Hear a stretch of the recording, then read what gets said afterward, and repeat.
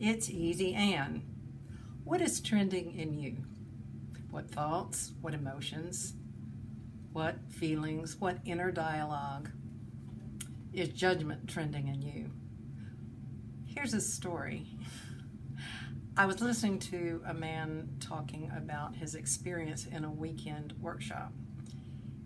It was a retreat for people that were investing, and they were all enlightened people. They had social consciousness, they were into justice, they wanted to protect the environment. And they were asked to play a game, and the game had teams, and each team had 2 people. And they were given this monopoly money, and they were told to make as much money as you can. So they began playing and losing and winning games, and it became apparent to them that they worked together that no one would get ultra wealthy, but everyone could be taken care of and live a good life.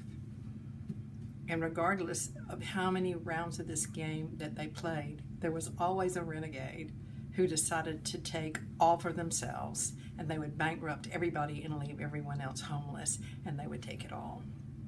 Now, these were the best and the brightest. It shows that there is an aspect of greed in each one of us. And so when we judge other people for their greed or for their foibles or so forth, we're actually addressing something in us. It doesn't mean that we have to think that it's right or like it. It's just that when we look at other people and we are triggered by it, then it's time for us to turn around and look at ourselves, because we all have a slice of all kinds of things in us. Now, the story I'm going to tell is really very weird. I wouldn't tell it to just anybody. I don't tell it to you. Once I was in meditation, and I had this realization that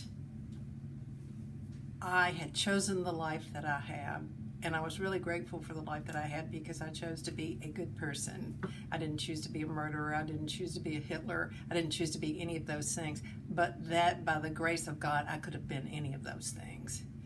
And whether this was real or whether it was just a realization, it flavored my viewpoint of other people, because it was, given the same circumstances, I might be doing the same thing they're doing. And it was a relief.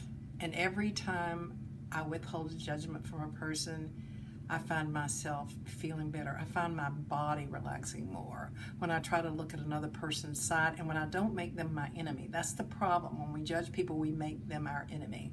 I'm very big on the environment, and I'm very, the thing about people, single-use plastic is big for me. So when I see people at the grocery store and they're using plastic and they're not using their bags, there's a part of me that really wants to go into judgment, and I have to do everything I can to turn it around, because the first thing I do is see the whales and the birds and all the animals that are dying because they've got all this plastic in their bodies.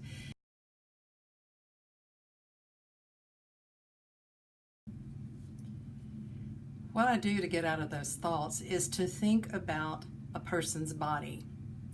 If a person does not take care of their body, then they don't know how to take care of the earth body. And I can often look at people's groceries and see the junk that they're eating, and see that they're not in touch with their body, because our body doesn't like processed food. It doesn't like junk. So we've got a lot of that in it.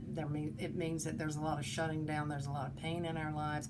And people that are shut down in pain are usually so overwhelmed that they can't even deal with the whole idea of the planet, or bringing their bags, or that the birds and the whales are dying. They just can't deal with that. So I try to develop some kind of empathy or compassion, because judgmental thoughts about other people are suicide.